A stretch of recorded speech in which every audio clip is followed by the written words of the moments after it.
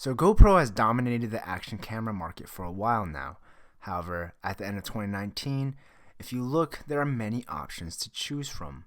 The Osmo Action is one of the great cameras released that allows the user a lot of functionality at only a fraction of the price of the competitors.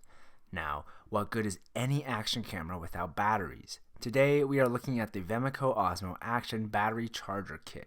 This kit will retail for $31.99 on Amazon, and you can find a link in the description below. It will come with an external USB-C battery charger, 2 carrying cases for the batteries, 2 batteries, and a USB-C wire. The batteries themselves are rated at 1300 milliamp hours, which matches the factory batteries.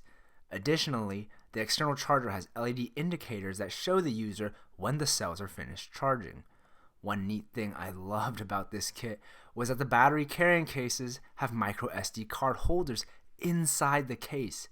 It's the small details that set Vemico above other competitors and makes them such value buys. Overall, I highly recommend this kit since it comes in literally less than half the OEM battery kit price if you check on Amazon, which is currently $64.99. If you like these type of videos, please like and subscribe, comment, and I'll see you guys next time.